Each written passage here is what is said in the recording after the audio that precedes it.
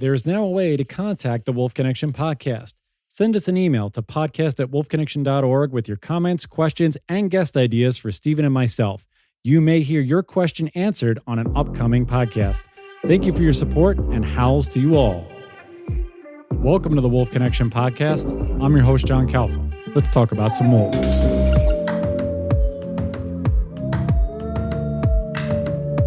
Happy to have on the podcast today from Bayfield, Colorado, about 12 to 15 miles from Durango. He is the host and the producer of the Colorado Howl. There, as we talk about the Colorado Wolf Reintroduction, which is now under a year away, he is Raymond Toney. Raymond, how are you, sir? And thank you for joining us. Doing great. Thank you for having me on. I enjoy your program. Thank you very much, sir. Thanks so much. We appreciate that. And we want to get a little background on you and how I know you are, I believe, beginning to step away from your law practice that you've been at for some time. So where did you figure out this was something that you wanted to do to start this program, this radio program that you have, and start talking about wolves in Colorado and get into the reintroduction aspect? It's my interest. I'll go back to my interest in wolves. Really started probably about a decade ago, and I was friends with a couple who decided they were going to add a new dog to their family, and so they went to I think it was a German Shepherd rescue. So I met this animal and noticed it was probably about 115 to 120 pounds, 5 to 6 feet in length, about 3 feet tall, and looked an awful lot like an Arctic wolf. And so I remember saying to my friend, I'm not sure that's a dog. And he said, we're wondering the same thing. So eventually some DNA testing and vet visits suggested it was probably more wolf than dog. So I got to know the animal a bit, and it was very sweet. Had to be minded carefully, but a very, very sweet animal. Loved my Australian Shepherd. And that led me to learn more about the wolf. So I started reading books and watching documentaries and that sort of thing. And so by about 2016, I was tracking things moderately closely, what was going on in the northern Great Plains, in the northern Rockies, Oregon and California. By then, my knowledge of the wolf had certainly grown. There's just so much in the way of books and information online. And I think I had joined the International Wolf Center probably by that time and was utilizing their resources. And then lo and behold, about 2017, 2018, as a consequence of kind of exploring what the status was in Colorado, there had been, I think, 2 wolves that had migrated into the state. And I think one was in the 90s and had gotten killed on I-70, hit by a car. And another had been shot in the it may have been in North Park, where our current pack lives, by an individual who mistook it for a coyote, and apparently legitimately so. So we knew that there had been wolves transiting through the state. And I kind of stumbled upon the initial discussions about reintroduction, and I think the Rocky Mountain Wolf Project website. So I started reading more about. There wasn't a lot of information available in terms of specifics because there was not a proposal at that time. So I went to some informational meetings, and it took me probably 4 to 6 months to really get on board with supporting the reintroduction effort. I had concerns that we do have a lot of public land here in Colorado. We have a fair amount of wilderness area, and in fact, there's about 500,000 acres within about a 20-minute drive from my house. But we also have a lot of people, and we have a lot of backcountry recreators. And, my concern was that it would not be a hospitable place for the gray wolf to come back, that there would be more trouble than benefits. But with more study and talking with people, I came around to support them. I did some volunteering with the Rocky Mountain Wolf Project, did some signature gathering for the ballot measure, and was just on pins and needles election night. And we didn't have the results in until I think a couple of days after. But it was close. But here we are with a reintroduction program that's in progress. So what did you think about this unprecedented, public vote situation versus the standard biologists generally leading the charge? If you framing the question in that way, there was a lot of input from biologists. Mike Phillips has about as much experience with wolves and wolf reintroduction as anyone else, and he was thoroughly on board with the idea. And kind of broadening the framework of your question, the Colorado Parks and Wildlife had considered the issue on several occasions and decided, in effect, to not take a position. So it was evident to everyone that if reintroduction were going to occur here, it would likely have to be driven by a popular vote. It made international news because I believe it's the first time that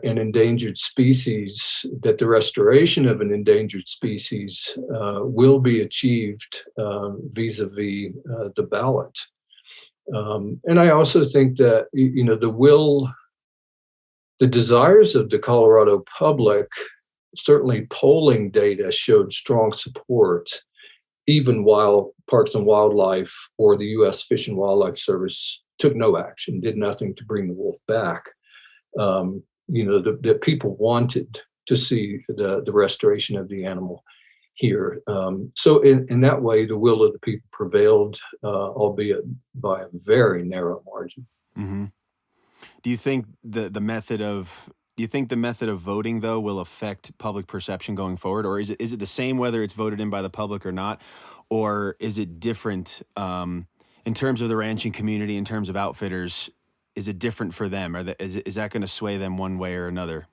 I don't think so. There's a lot of discussion out there, and certainly the reaction from livestock producers, from outfitters, hunters, initially was not a lot different, say, than Idaho or Montana years ago. What the factor that was missing was the federal government, and so in that regard, they can't, or at least they couldn't prior to the recent court decision, blame the federal government for overreach. This was an organic process that came from the people themselves. But the concerns and the reactions, largely similar, though I don't think as extreme perhaps as what we saw in Idaho in particular. And I may be singling out Idaho because I've read more from Idaho in the 95, 6, 7 time frame. So I haven't heard any claims made in Colorado that school children waiting for the bus are going to be snatched by wolves, which certainly was out there in Idaho and probably Montana. So, for you, what was the tipping point? Because you said it took you 4 to 6 months to get on board, and you've done your research and you volunteer with the Rocky Mountain Wolf Project. So, what was the tipping point for you to lean for the reintroduction? I think probably at the most fundamental level would be to give the animals a chance. There are risks involved. My big concern was not so much the typical concerns, which are depredation of livestock, conflicts with humans.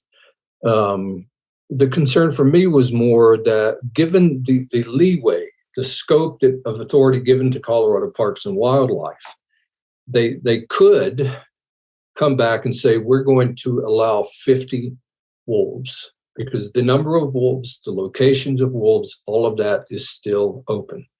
They could say, we're going to allow 50 wolves, 5 packs of 10 wolves. And every 51st wolf is fair game. And so what would we have achieved? And so it was my confidence in the advocacy process of people like Rocky Mountain Wolf Project, Defenders of Wildlife, and the integrity of Colorado Parks and Wildlife, that they would not do that. If we're going to reintroduce with the intent of recovering the animal such that it's self-sustaining, that 50 wolves is not going to do it. So that was my big fear. It's almost like we're going to put them up in Rocky Mountain National Park, and every wolf that walks out of the park is going to get trapped, gunned down, eliminated. That sort of approach. That was my kind of darkest fear. It's like I have no interest in creating another big game species, and certainly not the wolf. So I just heard enough from people that I had a level of trust and confidence in those involved that I was willing to get on the train and see where it leads us. Was there, because recently, I believe it was last week. Yeah, it was last week. I think a week ago today, the government did restore protections for the Endangered Species Act for the gray wolves in 44 states. This obviously did not include wolves of the Northern Rockies, Idaho, Montana, Wyoming, and that, but it really restored protections for the Great Lakes, Minnesota, Wisconsin, things like that. Was there any reaction to that in Colorado? And is there a feeling that those protections could be coming your way sooner than later? The protections are here. Colorado Parks and Wildlife has posted on its website, which I would encourage everyone to visit who is interested in monitoring, learning what's going on in Colorado. They've been very, very transparent about this. But they posted on the website that they are no longer in control of the wolves in Colorado. And there's a great deal of uncertainty as to what happens with Proposition 114. That's the ballot measure that passed here in the reintroduction process.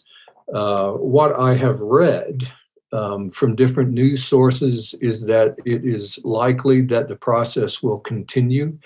It will require greater cooperation between Colorado Parks and Wildlife and U.S. Fish and Wildlife Services, and in fact will require approval from the U.S. Fish and Wildlife Service for this to happen. I noticed Mike Phillips spoke with Colorado Public Radio a few days ago and said, this is more of the typical model. This is more of what they are accustomed to, this type of arrangement, because that's the initiatives in the Northern Rockies were federal based and not state based. So he said, no big alarm bells. I did an interview with Rob Edward from the Rocky Mountain Wolf Project.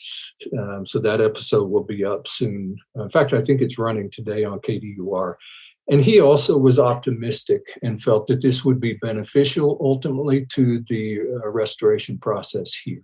So basically, just to pare it down, this was a state measure initially, Prop 114, which was passed by the public of Colorado by popular vote. And now, because of the reintroduction of the gray wolf to the Endangered Species Act, it's now more in federal hands. Is that correct? Or it's more hand in hand federal U.S. Fish and Wildlife and Colorado Parks and Wildlife. Is that correct? Yes. At present, the wolves that are now, we have a pack in the north central part of the state in Jackson County that a pair migrated down from Wyoming. They didn't migrate as a pair. I think they migrated as individuals, met each other, and produced 6 pups, one of which has now been collared. This is what Colorado Parks and Wildlife posted up. It looks like, at least from this morning. The status of wolves now returns to what it was before the 2020 delisting rule. This ruling returns management authority of gray wolves in Colorado to the U.S. Fish and Wildlife Services. Colorado Parks and Wildlife is reviewing the court's decision and is in contact with U.S. Fish and Wildlife Services to understand the implications of this decision on Colorado's gray wolf reintroduction process. We're moving quickly to schedule meetings and determine next steps. So then they say they'll update us as this progresses. So that northern pair is the only known wolf pack in Colorado, but I know of folks who live in the San Juans who have spent a lifetime in the woods, who I trust to identify things like wolves, who swear they have seen them in the San Juans near Bayfield and Durango. What do you think about that as a local? I probably have spoke to the same person. It was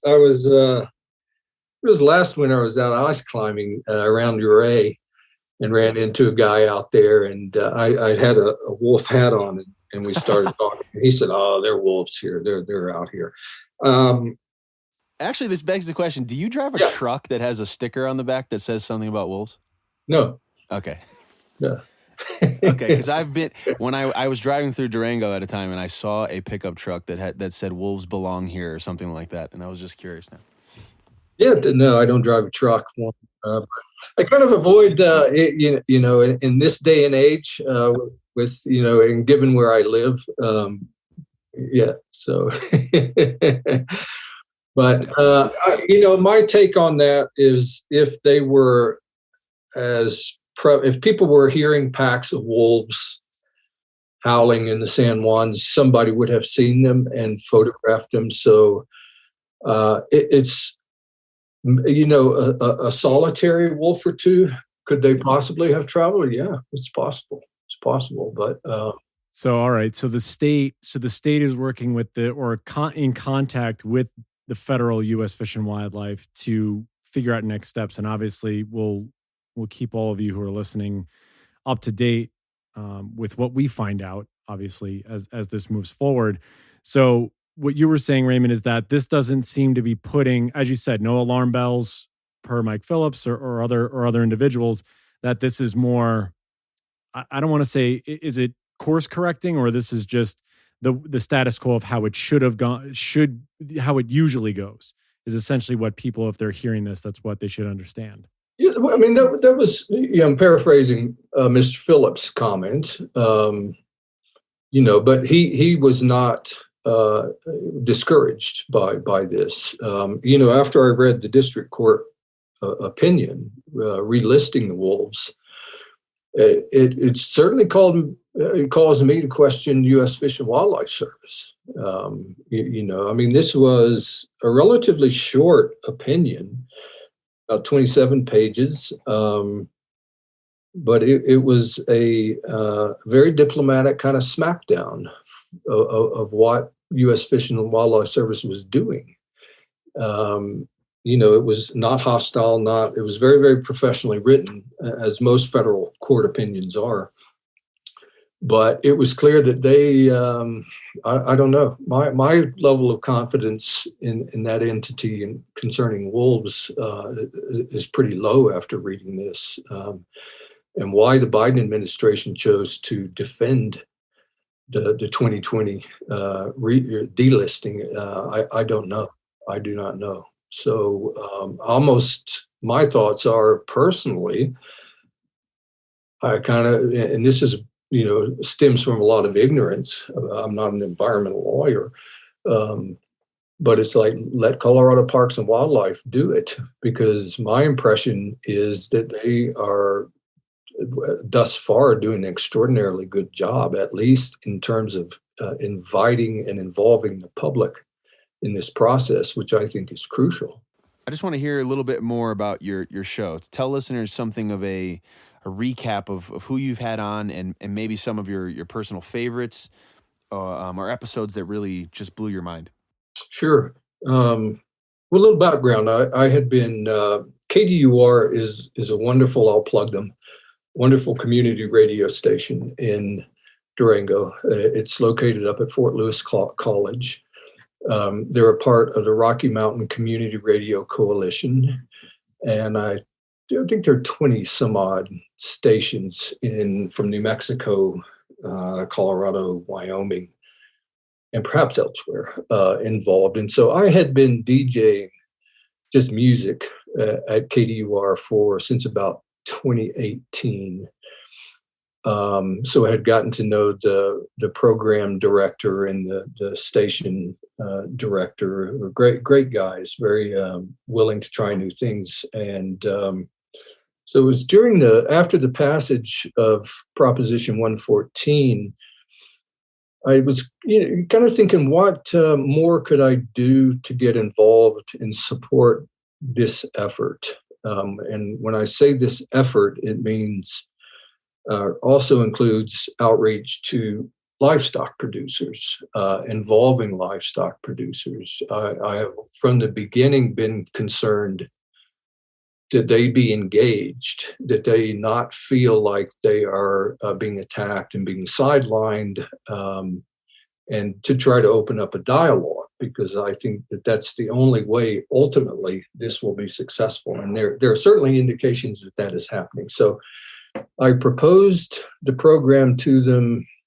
kind of mid-pandemic 2020, and kind of did a demo, and they said, great, we'll do it.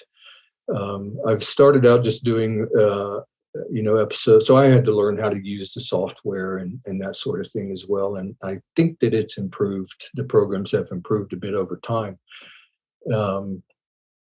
And so they run about, I think, once every 2 weeks on KDUR. And as this process gets going, and as I leave law practice altogether, I want to do them weekly episodes. So to answer your question, Karen Vardaman was one of the early episodes. I love Karen. I support her work.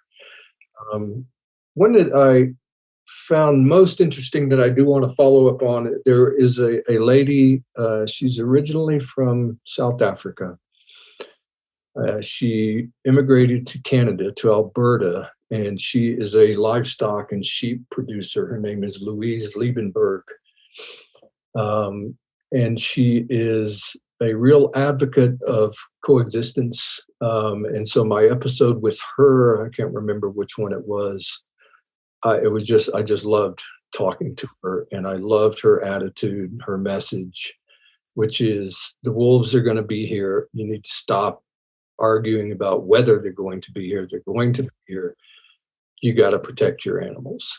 And for me, that was sort of one of the more enjoyable episodes. Just she's a delightful, very, very smart, very committed individual.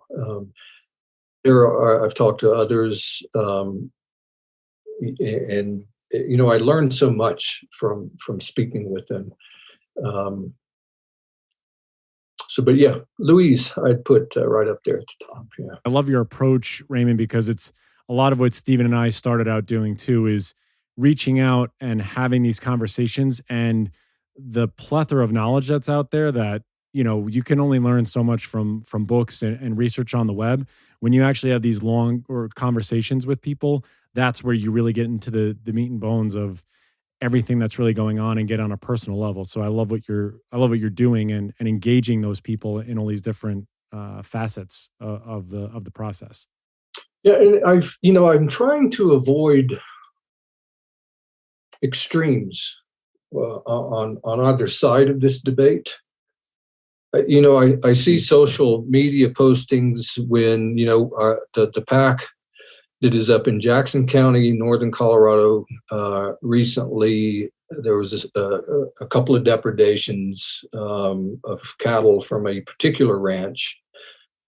And the rancher had to put down another animal because it got mauled pretty good.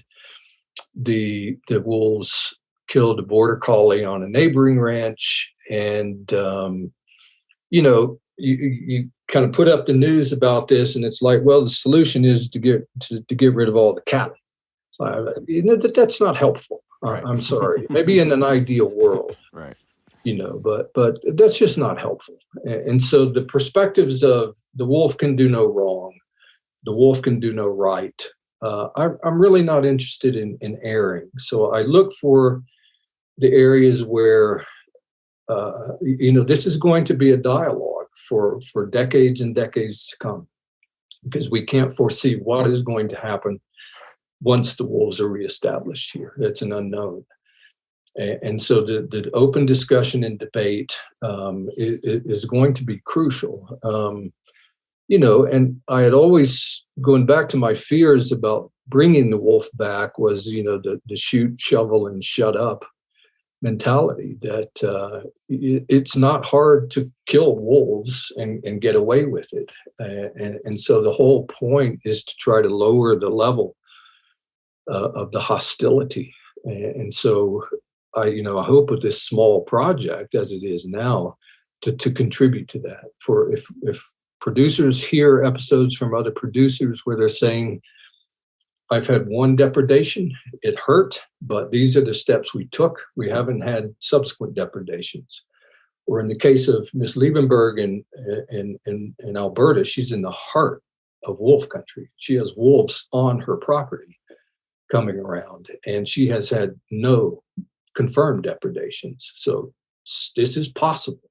This is possible. So it's getting the producers to be willing to take the steps to protect their herds as this requires. So, over the course of your first handful of episodes, what are you personally finding to be true about whether wolves, ranchers, outfitters can truly coexist long term in Colorado?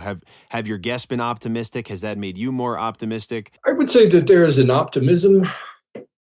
That optimism, I think, is tempered by a lack of engagement. Karen and Working Circle and others are out there.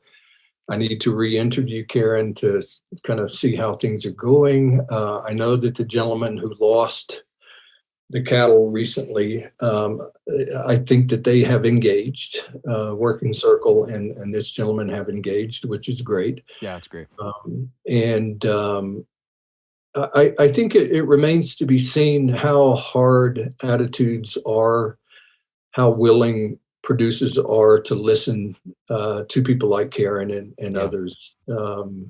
It's anytime, they've been doing business in a particular way for a long time. We haven't had wolves in Colorado since the 1940s.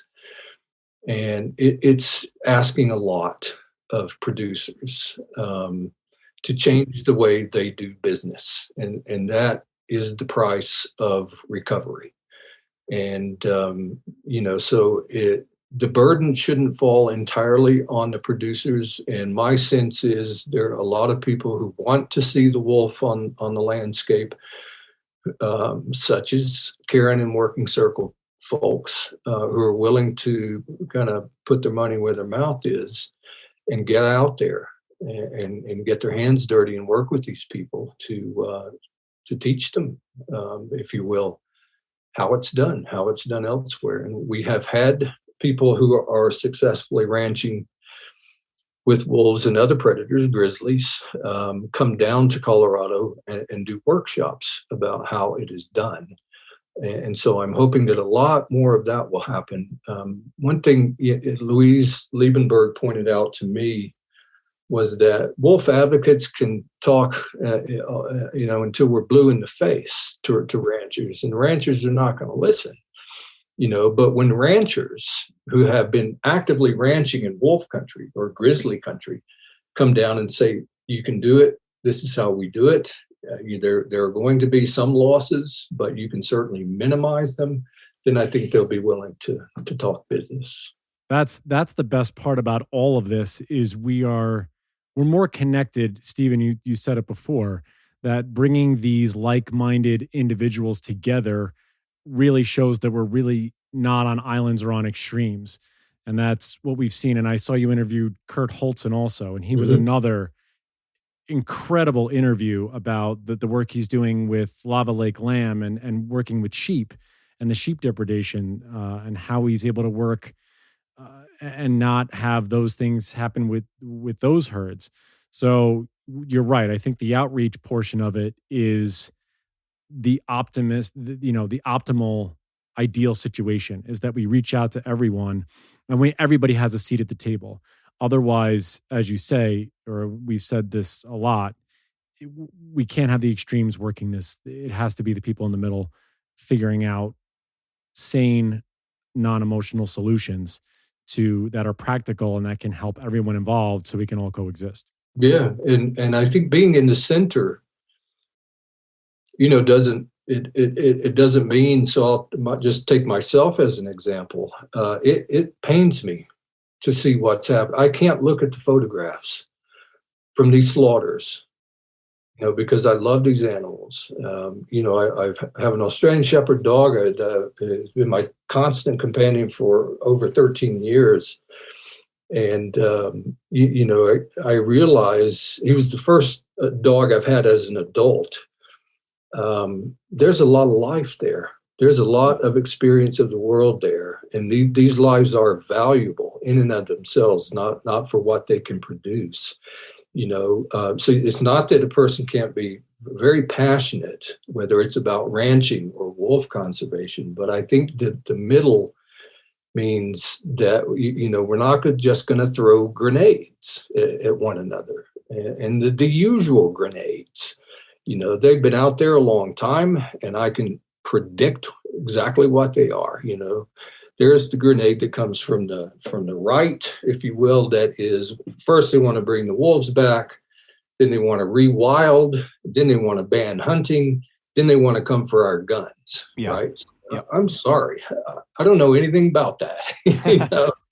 And then it's the other side that wants to get rid of all livestock production because it's bad for the climate, it's bad for people, and I'm sorry. There's just no room for negotiation with those positions, So even though it pains me to see the slaughter of these animals that's happening now, I try to keep an open mind. It may come to a point where wolves, there's some lethal management is required. It doesn't make me happy, but it might be the case. Yeah, and it might be the case, and I think in terms of overall statistics, wolves are not having some incredible impact on essentially anything, but they may be disproportionately targeting a certain place, and that can be detrimental to ranchers in a world where there are already a lot of challenges facing cattle producers in this day and age, and this potentially feels like maybe feels like a nail in the coffin, and then we're telling them we want to reduce their abilities to take action when it goes wrong for them. And it doesn't help that the reality is wolves will be claiming habitat nearest to the people who don't want them there, which is kind of just an unfortunate truth, I think. How much easier would it be if they were just dropped into the backyards of everyone who wanted them? I'd love to see wolves in my backyard, but that's just not how it's, but go to Romania or to exactly. Yeah. And I think Eastern Poland, whose job is it to make sure that ranchers have all the tools they need? Because, they should, and like what you're saying, it may come down to some lethal control, because can we really expect ranchers not to be allowed to take lethal control in the absence of better solutions? They can't be helpless, but I think they should take the high road, which is whatever the best solution they have is. And of course, I'd rather not see people seeking revenge, which is what a lot of this wolf killing looks like to me. It looks like revenge more than a plan. And the agencies that are reintroducing wolves, I guess, should be doing the absolute best job to set these ranchers up for success. I think that's, like you said, that's the only way it can work. So who's really responsible for making sure that ranchers have everything they need to coexist? I think we all are. And as the ballot measure was being drafted, I spoke with a couple of people who I think were involved here. And I said, it would be wonderful to see language in for funding the mitigation efforts, the deterrent efforts. And so the language is there. I think it's the burden of everybody, all taxpayers, all residents in the state, to make sure that the technical skills are there, that the funding is there. I always thought that if we're going to ask them, some operations, it's not going to be terribly expensive. Like you talk to Kurt. We do have a lot of sheep producers, a lot of wool growers here in Colorado. There's a large operation near me. Excuse me. And, sheep are a different animal altogether than cattle, as I'm learning. Cattle that are raised on pastures, on private lands, from what I'm gathering, are easier to protect.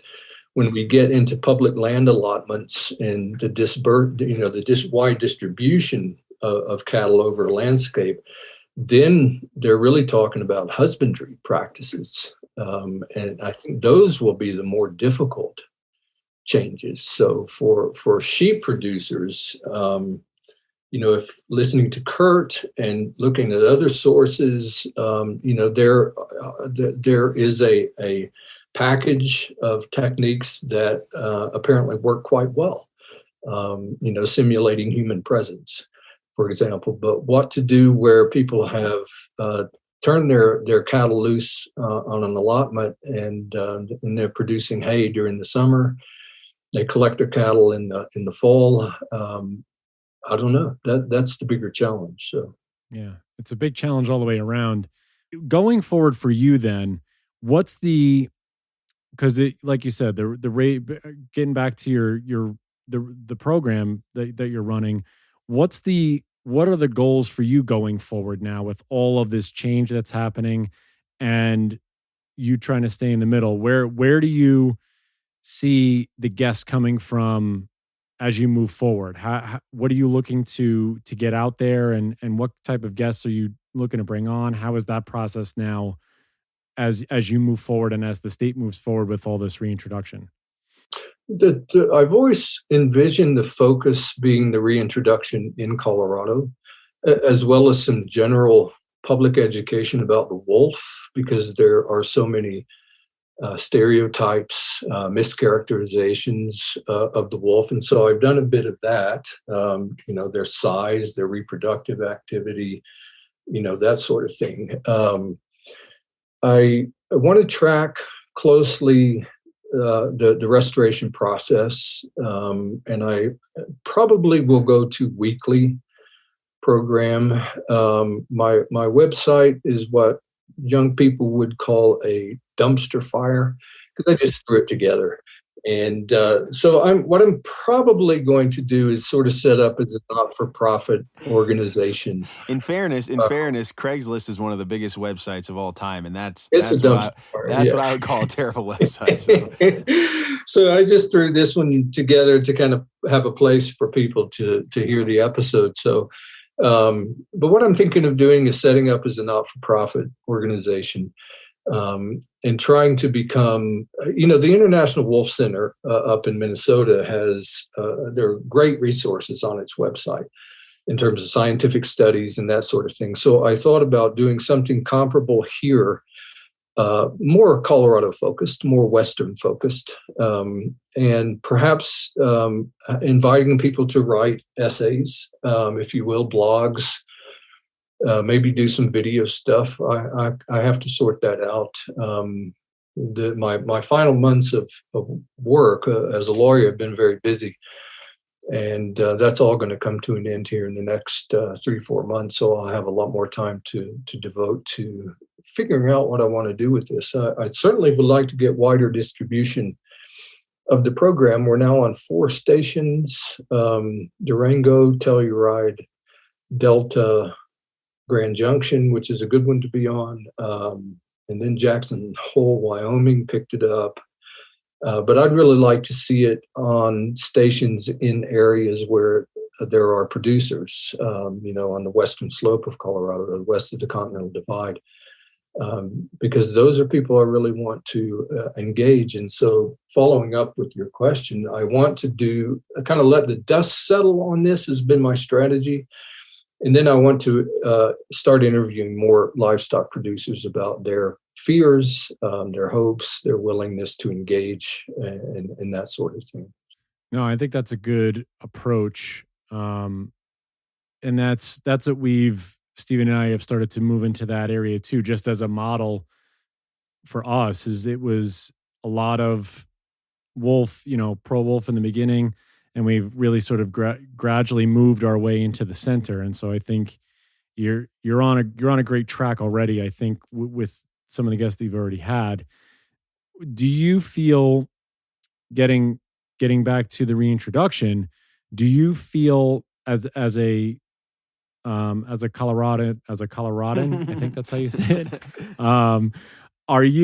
Are you optimistic or hopeful that they will hit their target of 2023 and wolves will be reintroduced by that time? Or do you yourself feel that the process might take slightly longer now that things have sort of shifted in a way?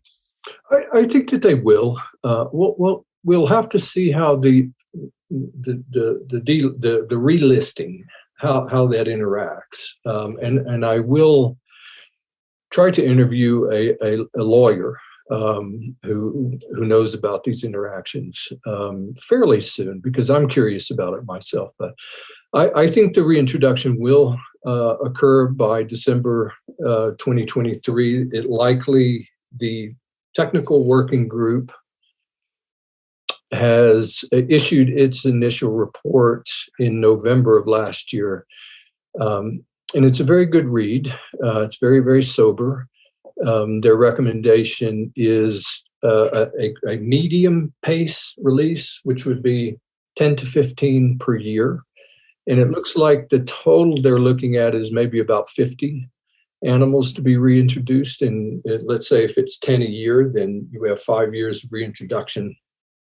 And to see how they take to the landscape, their reproduction rates, survival rates, and that sort of thing. So the end of 2023 has never signaled the complete reintroduction would have happened. The wolves are out there, go for it. That's when the initial reintroduction had to happen.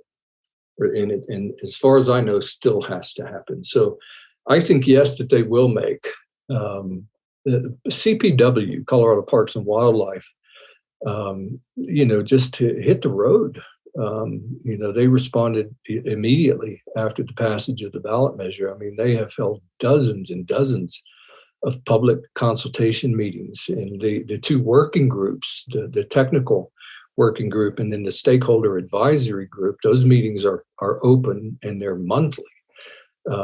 So the process has been extremely encouraging. So I think they have every intention of opening those cages and letting those wolves run as scheduled. And I suspect, we don't have any information about this, but I'm hoping and I suspect that the wilderness area that's close to me, it's the locals pronounce it the Wiminuche. It's the Waimanuche wilderness.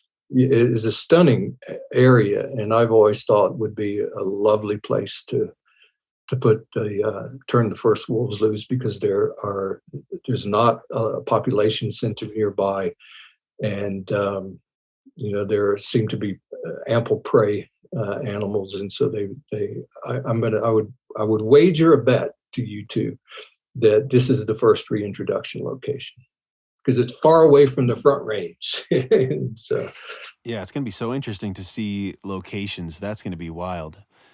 I wonder when they're going to. Do you know if they're going to release that information before reintroduction? Like where the centers of reintroduction are going to be? It's a good question. I would think that they will, in the spirit of transparency that we're seeing thus far. I think they'll do so at the appropriate time, with them assessing all that's going on. The stakeholder advisory group, I believe, is scheduled to submit their recommendations by August of this year. And these, of course, are just recommendations. Both the technical working group and the stakeholder advisory group are making recommendations. Great people on them. Mike Phillips is on the technical working group. Doug Smith is on the technical working group. Mike Jimenez, a lot of good experience. And same applies to the stakeholder working group. So I would guess Parks and Wildlife would signal shortly before the release where the releases are going to happen. Yeah. Yeah, it's going to give us both, I think, a lot of conversation for a long time. We always think, oh, man, we're going to run out of things to talk about. And then there's just years of things ahead of us.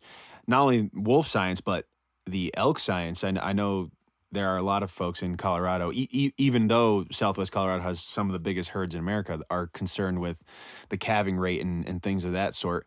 And it'll be interesting to see that science too, and the effects on ranching and outfitters, and it's all going to be so interesting. But before, you were saying that you don't like to be too public about your support of wolves in Southwest Colorado. What keeps you secretive about it? Do you think that is it that heated in Southwest Colorado that if people were to know that your life would be disturbed to that degree? I mean, we've heard it from many people, so it's no surprise at all. I'm just curious from your personal perspective.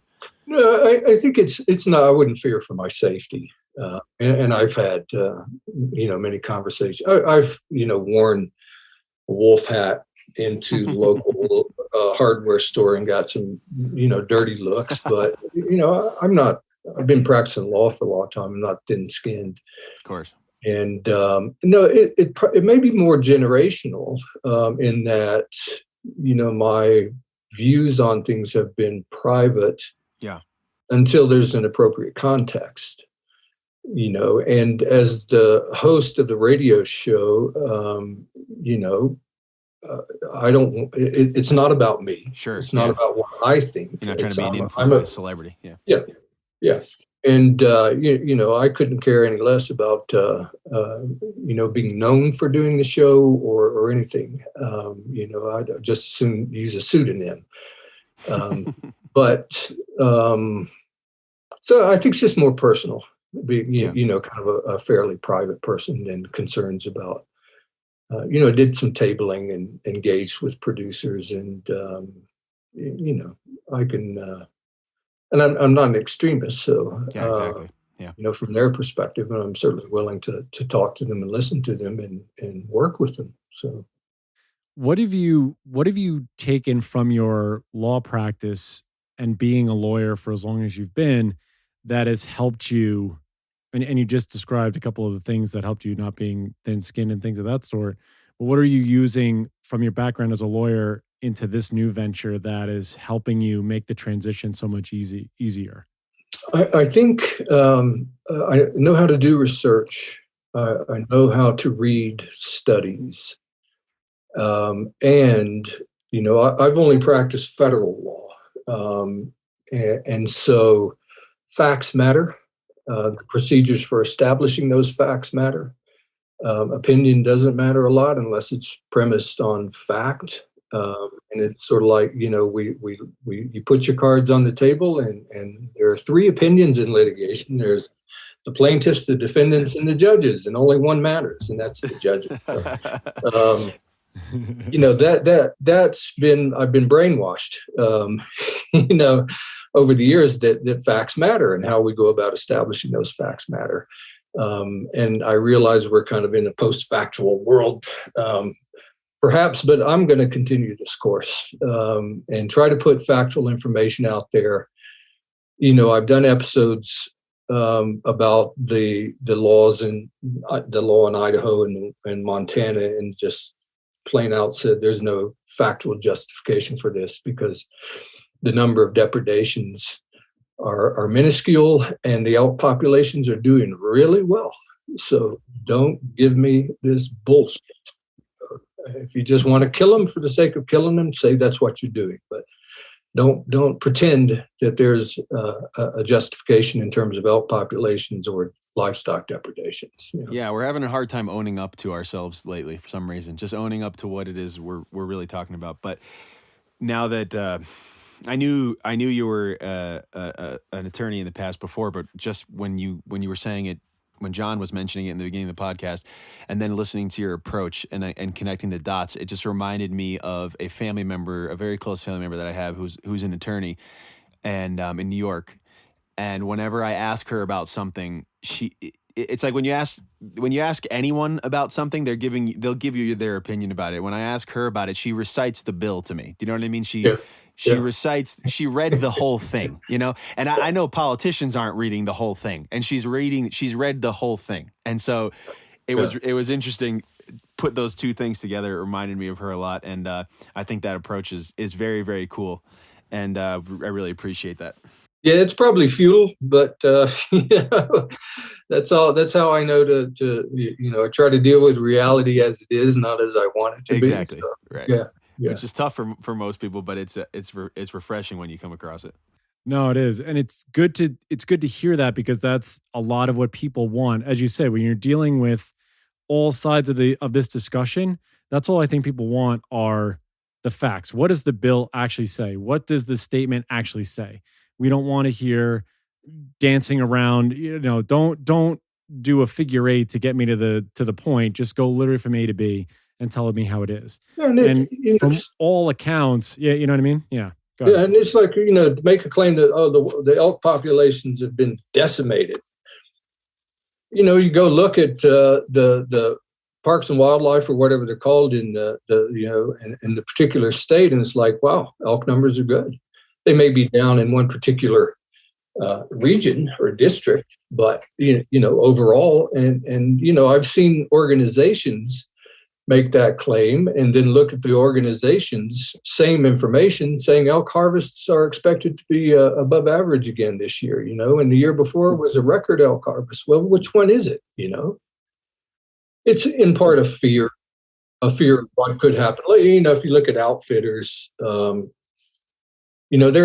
concerned that their ability to provide, a successful elk hunt for their paying customers is going to be affected, and in some places it could well be.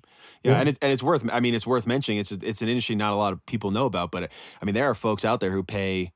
Not that this should inform conservation, but like you said, it's just important to get the reality out there. And the reality is, there's a lot of people who they save up for a decade to go on one of those trips and to take their sons or their daughters or whatever, and the guide is trying to create a successful environment for an inexperienced elk hunter. So that's their world, that's their reality, that's what they're concerned about. So I can't blame them for being concerned about it, because it is their life's work, and it's definitely going to change.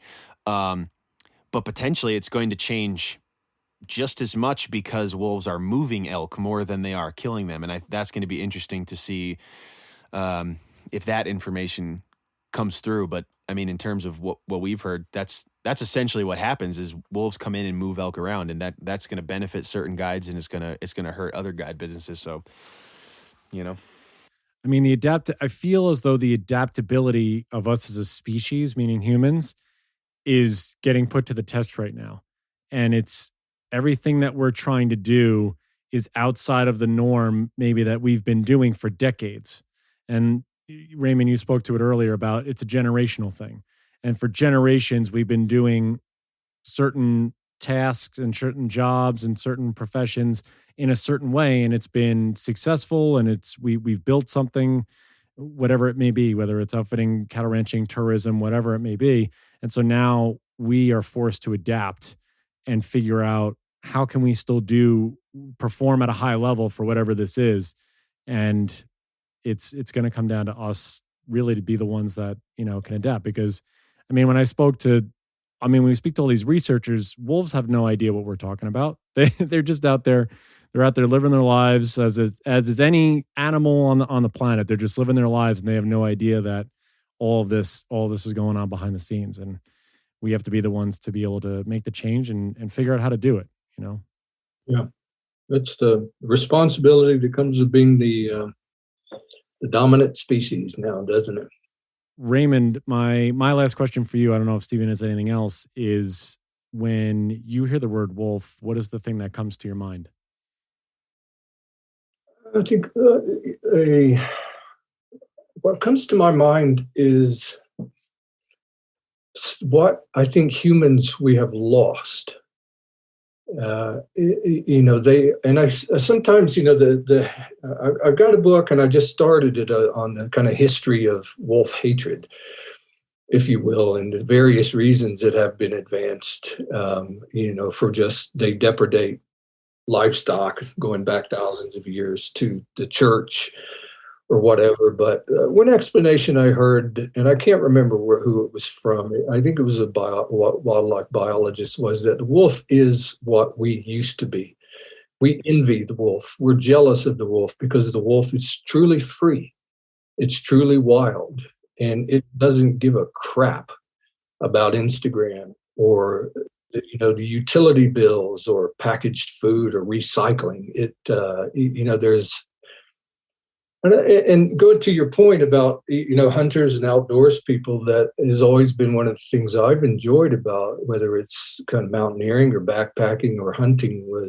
It's like you feel closer to the natural world and the natural order. But we are a thoroughly domesticated species at this point, and I think part of there's a perverse admiration of the wolf, and it comes out as a hatred for the animal because it is what we aspire to be. It's like a primal jealousy of some kind. Yeah. That could be a bunch of crap. I don't know. I mean, we're just trying. We're trying to figure out what it is because I think anyone can admit it's an odd amount of issue. Like it's an odd amount of issue. I mean, especially when Montana's been trying to reduce elk populations for a while, and I'm confused. But yeah, that's a very interesting perspective. It's available. I could get on board with that. Yeah. It's like, isn't that the whole allure of the outdoors? Is just that it's not tameable. It's not. We can't turn it into a comfy like Disney experience. I feel like that's the whole draw, and I love being in Montana and Wyoming and places where the full host of predators is there. That just makes it so much better to me. An intact ecosystem should be priority, I guess. I don't know. Yeah. The ecosystem, if anything, that what Steve and I learned when we went to Yellowstone is to see the ecosystem flourishing the way it is.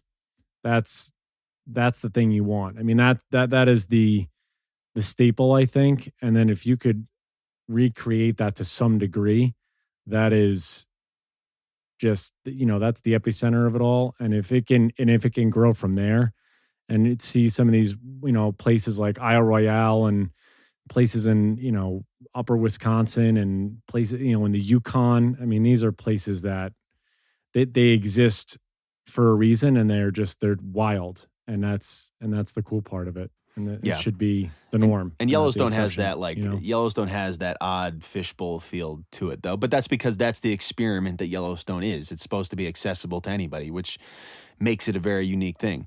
Yeah, that's the point of the national parks. Yeah, that's the point of it. That's the experience. Conservation. But, it's, we kind of forget that we're only going to be here a short time, and we really ought to be making a much more concerted effort to preserve all this beauty, this wildness for all the generations potentially to come. And I think we're not going to be judged very favorably on that standard. I know, yeah, and it's we just made too heavy-handed of a mistake, and I think we have an opportunity to correct it to some degree. And I think if our legacy is that we went back in time and corrected some mistakes that we just had too much effect, and we corrected some of that. I mean, that's a worthy endeavor to me. Yeah, I think we're all on board with that, Stephen. That's a great point. Raymond, tell everybody where they can find the Colorado Howl, and if they're in Colorado, where they can listen to it on public radio, and then if they're online, not in Colorado, where they can find it as well. In Colorado, it airs on KDUR Durango. I think Thursdays, probably about this time. The station, the Delta Grand Junction station affiliate, I'm not sure of the call sign. Jackson Hole and KOTO Telluride, and I'm not sure when that airs. Easiest way is to go to the www.thecoloradohowl.org, my dumpster fire website, and I'm going to be working on that next 6 months or so. I'm going to pay somebody to do a real good job and build something for the future. So, well, listen, I think if you want to put it out there that, call out to the universe or whatever it is, and maybe you get somebody who wants to come and work for you or work with you. They're more so work with you and get that thing rolling. Yeah, if anyone's out there that does website design and wants to add their skill set into the world of wolves, this is a good opportunity to do that. And we'll put Raymond's contact stuff in the description as well. Thank you, guys. Enjoyed it. Yeah, you too. Yeah, Who's absolutely. your next guest? Raymond Toney. Yeah.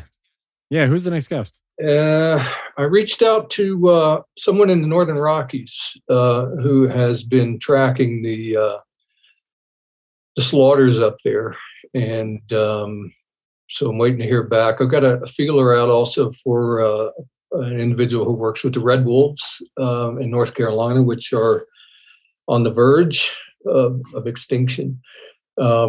I want to speak with someone down in New Mexico about the Mexican gray wolf, and got a list of people. Got to get more aggressive about following up. Most people respond very, very quickly and say, sure, they'd be happy. Just recently, I interviewed Matt Barnes, who is on the stakeholder advisory group here and has experience with range management and conflict prevention in the Northern Rockies. Good episode that will be coming up soon. Just ran another one, featured a talk Doug Smith, or a Q&A Doug Smith did on whether people should be afraid of wolves, and talked about a study from Norway that just looked at human injuries and deaths from wolves from 2002 to 2020.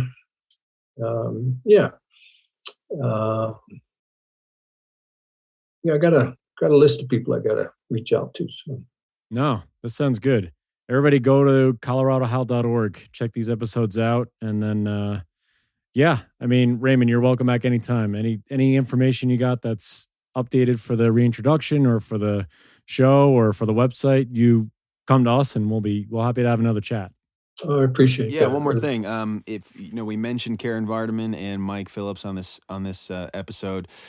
If you want to go back into our discography there and find those episodes, Karen is episode 36, Coexistent Ranching with Wolves, and Mike Phillips is episode 32, Colorado Wolf Reintroduction. So go take a listen to those. You'll be on the same page. Raymond Toney, pleasure to have you, my man. Thank you. Thanks so much. Really enjoyed it. Be well, guys. All right, sir. You too. Take care. You too. How's to all of you out there, and we'll be with you next time. Bye, everybody. Bye-bye. Looking to support Wolf Connection or sponsor one of the wolves in our pack? Just go to wolfconnection.org, click on the Donate tab, and find out more information.